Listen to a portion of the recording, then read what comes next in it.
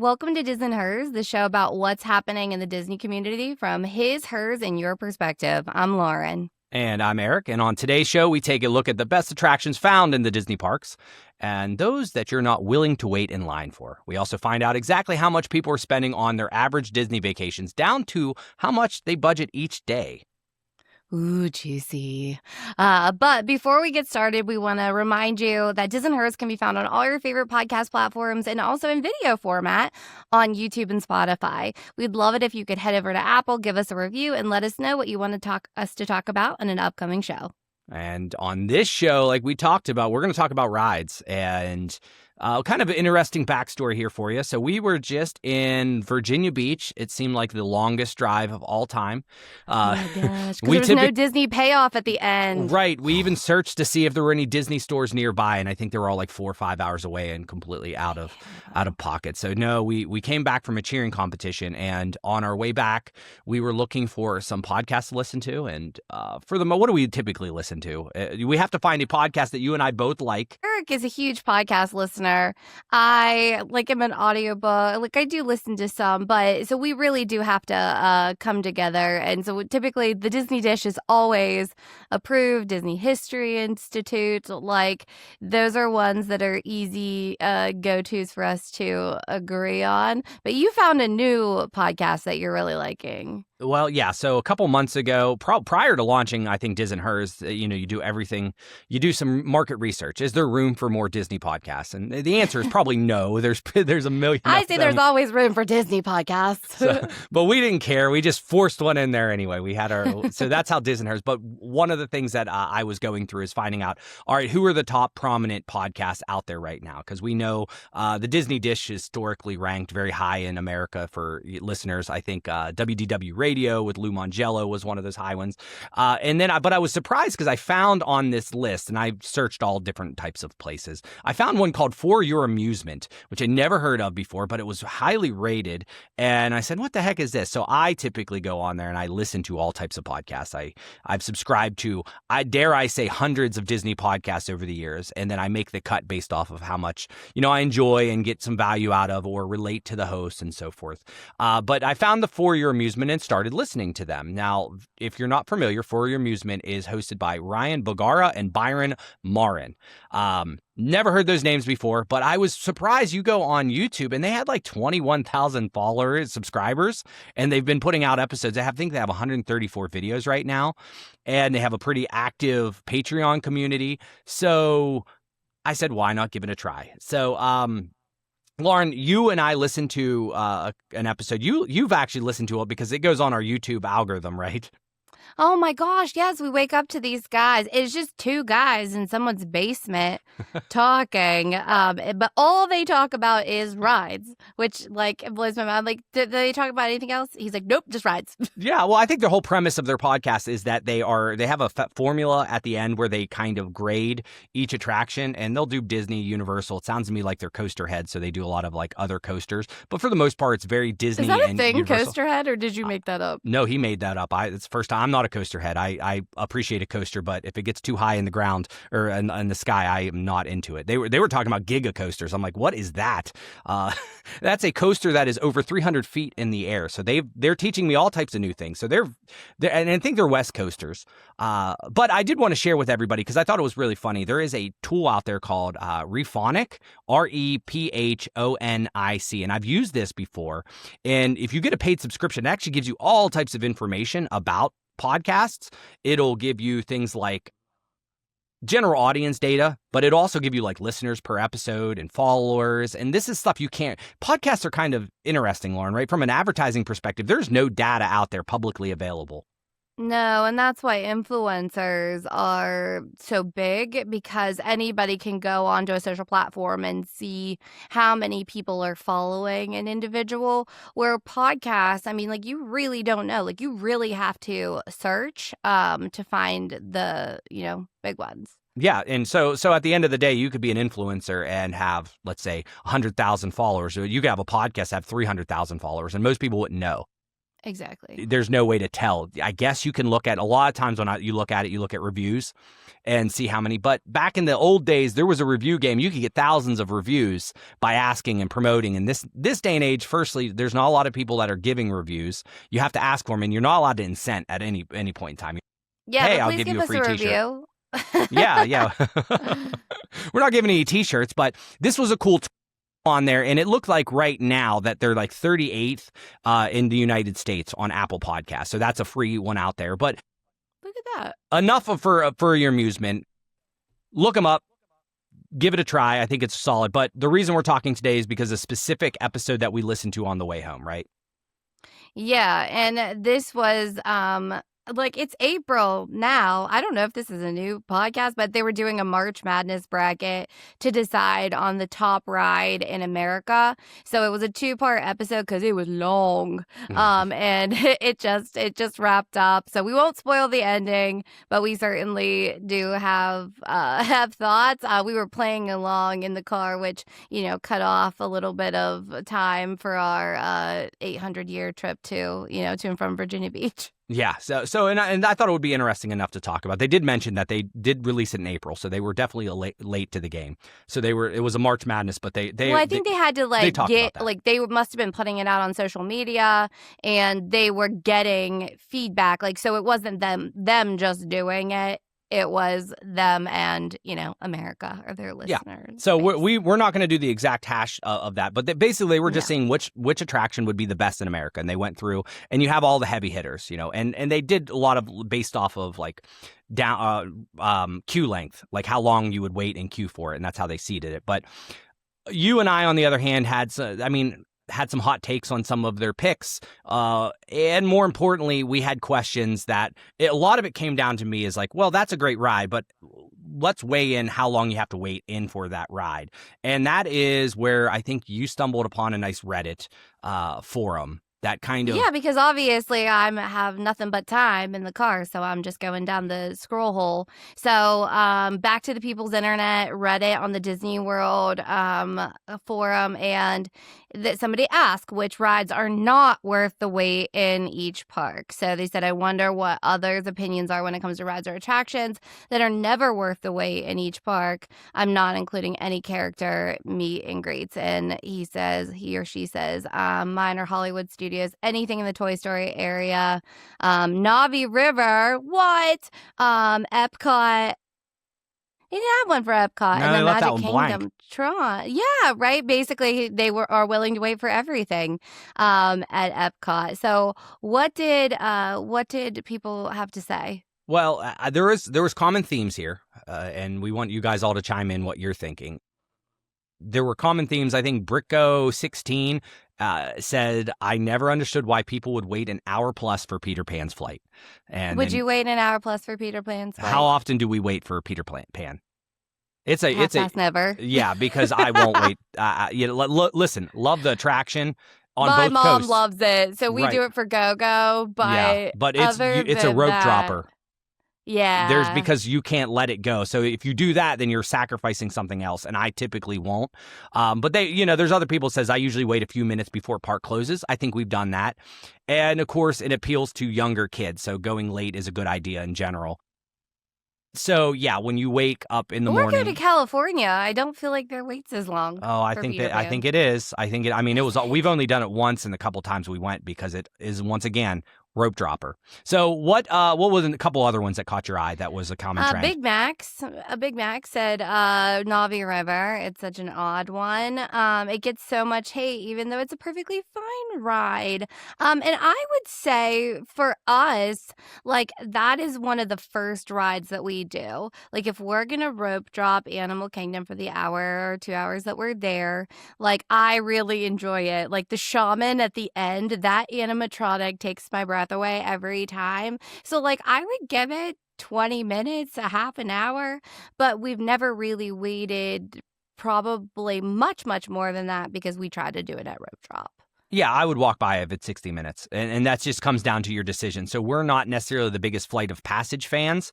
Oh We waited no. 3 hours when it first opened. That was a wonderful, like, it's a great experience. But motion simulator, it's one of those, I get a little queasy on it. And I don't get queasy on those. So if you're thinking of, hey, we're going to Animal Kingdom, you're going to rope drop one. We're completely fine rope dropping Navi River to get that off the Yeah. list because we enjoy it, but I certainly don't enjoy it 60 minutes wait. And I think that is the sentiment on a lot of these. And this is where it all comes down. Like, you can really love an attraction, but it's how much do you have to pay to do that attraction? And I think that's the common trend. We're not saying these attractions are bad. I think Navi is fine. It's the shaman itself is worth the price of admission to see that, but are you going to wait 60 minutes? I'm not going to. What else did you see? Right, but I think that if you look at your day, say that your ticket was $180 and you divide that by the amount of time you're spending in the park, your time is really money if you look at it. So it's kind of like what you said, worth the price of admission. And one that you and I do not agree on is Mine Train at the Magic Kingdom. Like, I will gladly give my 60 minutes worth of my monies to go on that because I just genuinely enjoy it. It makes me happy. And you're a hard pass, right? Yeah, there's a lot of people on that say the same thing. I'm looking at the governor basically saying Seven Dwarfs Mine Train is one on there. And then you go to Hurtful Product, which is, once again, Mine Train. The coaster's very boring, and rocking makes it even more worse so. So I don't know. I don't think it's a boring coaster. I barely think it's a coaster, to be honest. I kind of like more of the dark ride elements of it, but it's always super busy. It's a pain in the butt when you have to rope drop and march your way there. You can never really tell how long the line really is because sometimes they'll have you going all the way down to Dumbo or Little Mermaid, and they just don't have the inside queue. You know that that's kind of fabricated because they want you to go do something else. Len did something on one of the Disney dishes that we were listening to on the way to Disney World one time, talking about like when is the real best time to go do things based on the statistics of it. And like that is still a rope drop, but it depends where you're at in the rope drop, remember? Yeah, he said you got to be touching the rope. You got to be touching the rope if you like if for it to make sense. So if you're just coming in at the, tail end of like right when the park is going to open, by then the lines are crazy. But that's one I would happily wait for. And I think it's in the same ballpark with Slinky Dog. Like, would you say that that's like a I would wait coaster? Slinky Dog. I mean, I get their concept of it's a terrible queue. It's like boring to the queue. You just walk through and so forth. I get that. I enjoy Slinky Dog way more. There is more elements to it. It seems a little longer. I don't know if that's actual or not, but it seems longer, which matters. I do not agree with the earlier statement of everything in Toy Story Land is overrated. I like Toy Story Mania. I think that's worth it. The queue inside is nice. You're inside an air conditioned. There's things to look at. Alien Saucers, I would not wait a long period of time. I think I got about a maybe 30-minute max tolerance for that. I don't really enjoy the ride that much, but I would wait Slinky. I would wait up to an hour, and we have. And I mean, like even if you have a lightning lane situation, you're still going to wait probably 20 minutes, but I say it's worth it. The Drink Responsible 2285 says, as an annual pass holder, literally any ride that's over 15-minute wait, I'll catch it next weekend. Do you agree with that statement? Because no, 15 minutes. Like, what can you get in 15 minutes now? That's the thing. It's like, I think the statement is we are annual pass holders, and there are attractions that I absolutely say, well, we're going to wait. We're not going to do, I won't do Haunted Mansion for 45 minutes. Love Haunted Mansion. It's my favorite attraction. But I also know that if we're smart, we can get Haunted Mansion for 20 minutes. Same with Small World. There are attractions that I am not willing to wait.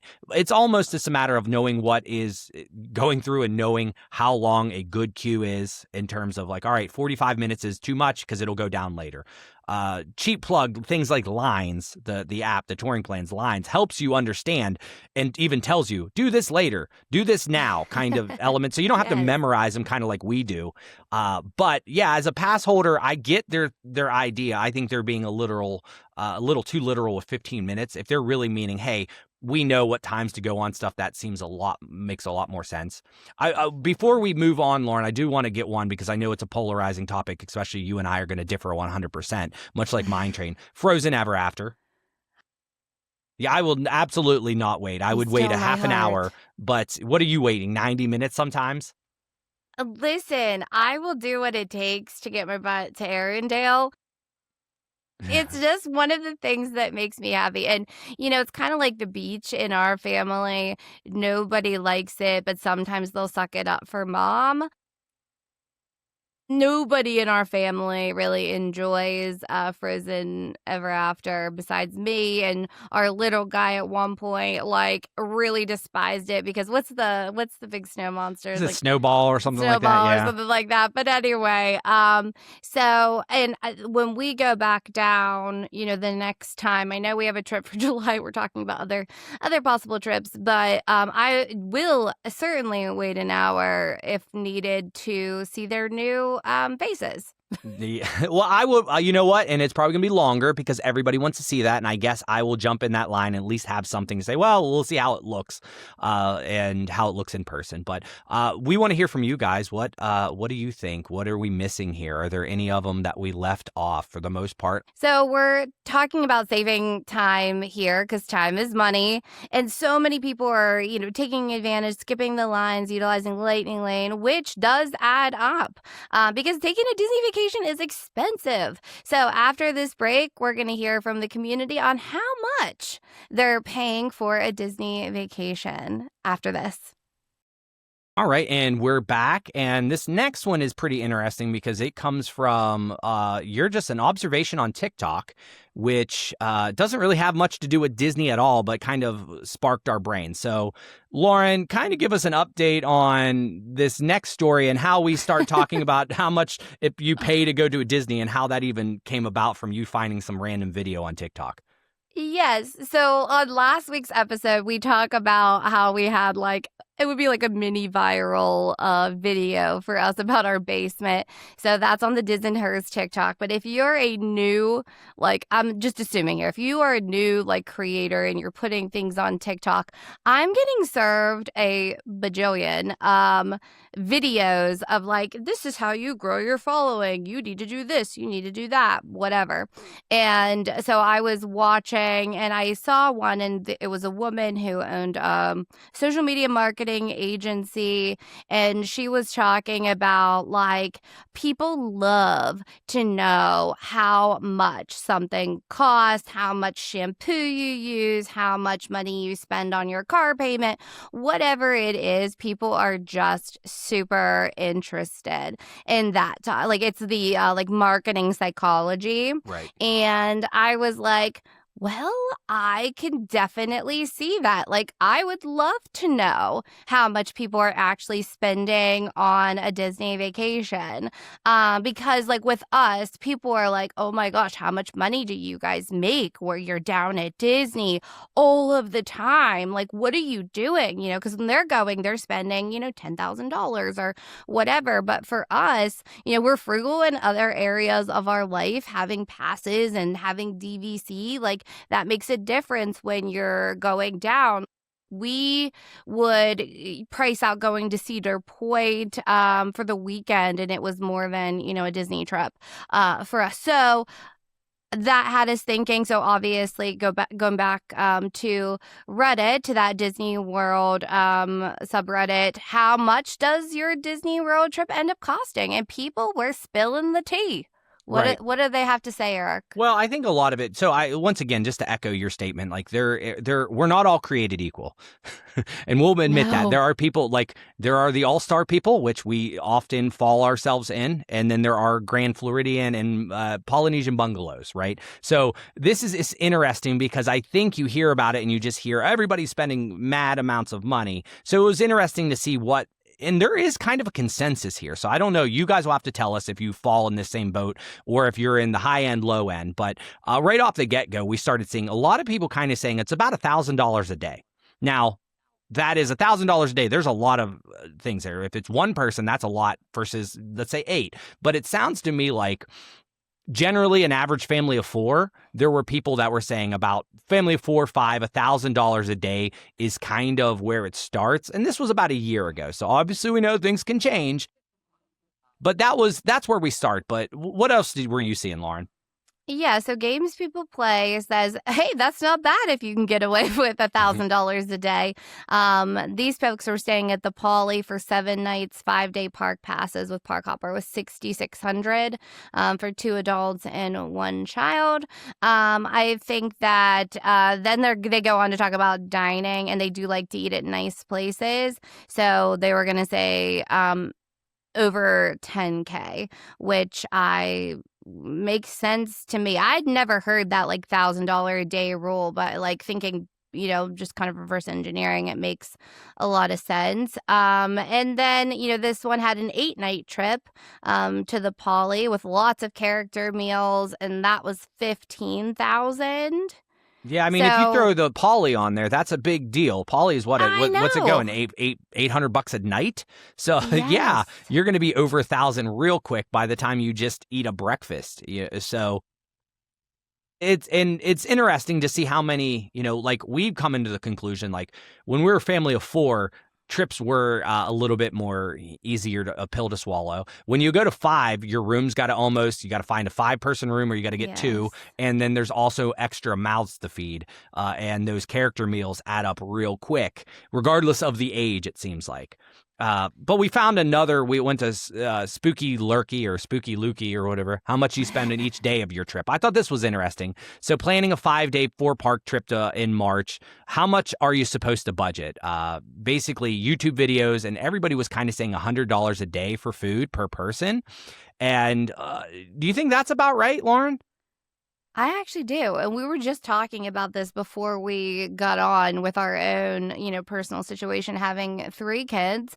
And I mean, like we talked about, Disney vacations are expensive, but Disney's food is expensive. Like if you're at any type of sit down situation. So I think, it also depends what you're ordering. You're not going to go get a steak at Be Our Guest and think that you're going to do $100 a day for food, unless that is really your only meal, and then you're filling in with maybe like snacks or quick service. That's what I think. This one says that this is Rudin 2300. We budgeted $150 per day for food, drinks, merch, and then lightning lane. So I think that that's in the ballpark, but they said they ended up upping it to $200 per day per person for their trip. Yeah, it comes together real quick, especially if you're looking at lightning lanes, individual lightning lanes, the snacks just in general. I mean, I feel like when we were at a Disneyland, I bought 3 chocolate-covered bananas just because we wanted to taste them. And I was like, all right, that was $40 right there. I was going to say $35. Yeah. And definitely if you want to like eat your way through Disney and like trying all the snacks, like they really add up. Or if you are going to Food and Wine, or you're going to Flower and Garden with the food booths, I think people are like, okay, well, like I want to try this. But to actually get filled up, like it's going to be the price of a sit-down meal. But also a big savings for like us and our family is driving to the parks. We actually enjoy that drive, and I think that because there's a Mickey Mouse at the end. And so that's kind of like extra family time for us. But you can easily add 2,500, 3,000, up to 5,000 probably for flights, depending on your family size and where you're flying. And I gotta wonder if the people are factoring that in, right? Like at the end of the day, like when you're looking at this, they're saying 10,000, 15,000. Are you factoring in getting there? Because or the Ubers or the car rentals? Like it all depends on which. For us, we're looking at it overall, so we can save thousands of dollars by just driving, because gas can be expensive, but we're definitely in a drivable situation. We could never drive to Disneyland, but we certainly can drive to Florida. And we learned that we were really, really frugal in our early days. Oh yeah, like when we were in the beginning, we're not in the financial situation to just be doing whatever we wanted whenever we wanted. Like we were watching every penny, and it was hilarious because so we didn't even have our third child at the time, but we did have two that could order kids meals. So it was like I would get an adult meal, we get two kids meals because at the time they were huge, and then Eric would like eat the leftovers. Yeah, I was just like ravaging the basic. I was like, all right. So there were meals where I just ate fries because at that time you would like substitute fries for the orange and you just get fries upon fries. And we did that one trip and it worked because it was just like, all right, we got to save. Because my thing is, how many times can we stretch to get to Disney? I remember the first time is like, all right, we're going to drive down there and it's about a 17-hour drive. And normally people would be like, all right, we're going to stay overnight and halfway through. And I'm like, all right, listen, hear me out here. Everybody can sleep in the car, and I'll drive until 3 a.m. Lauren, you can drive for a couple hours where I get 3 hours of sleep. We end up there, and we get down there. We save ourselves an entire day of almost. We leave at 4 p.m., get there at 9 a.m. in the morning. And I'm like, we saved. Yes. We didn't have to buy that hotel room. We get there earlier. We have more time in the parks. And we all sleep except for me. I got 3 hours. And I usually ran off adrenaline. And we did that forever. Until I broke my foot and couldn't drive. And because it's less about the financial situation at some points and saying like it's just habit. It's just like what you do. So I knew that at like 3 a.m. we were going to drive through McDonald's. I was going to get a coffee and we were going to power through. Now we don't do that as much anymore because we kind of broke the cycle when I broke my foot and couldn't drive. But there are definitely ways to cut costs. A big one that you have a lot to say about normally for our trips is the lead up to the Oh, trip. So my daughter and I like that we have an entire closet that is literally just Disney like clothes and lounge flies. And I mean, like you all know, I do the merch podcast with Jim. I want that too. And so we get the stuff leading up to the trip, and not to mention what you get when you get down there. And I mean, what did you say? Did you say like $500, like $1,000? Like because easy. you're This also is buying Amazon. like fresh socks, like Right. like It's easy to say because that's the thing. It's a hidden cost that before the trip there are things like one year you got everybody brand new fans because we're going in July, so we all have our own little fans and that adds up. All these everybody's getting new shirts because they get beat up. A lot of us are wearing the shirts throughout the year, and they get beat up, and you want to go down there get nice pictures, so we end up all having brand new shirts, like you said, socks, underwear, all this stuff. So there's a whole bunch of hidden costs before you even go to Disney, which is always gets us. But nonetheless, it seems to me that people are saying $200 a day for most people. Trips are anywhere from $1,000 to a couple $1,000 per day overall, based off the family. It's interesting to see where everybody's at, and obviously, I wanted to see the other polarizing because I think everybody on here, we're all trying to be thrifty, we're all trying to save our money, but there are people out there that just do not care. So we went to the same thing, and it was this: what was the most you've spent on a Disney World vacation package? And it's just somebody asking curiously, and there wasn't anybody that really came out with like absorbent, like crazy funds. But I did think Fluffy Bunny 22 was a good one. He's like, do you want me to count the trip where I bought my DVC? Because obviously that is a one large sum, and then that thread just became everybody saying, oh, I bought this DVC, I bought this. So it's, yes, DVC is if you're counting individual times, that would be your most expensive cost. But I think that does save you in the long run. At least we've noticed that.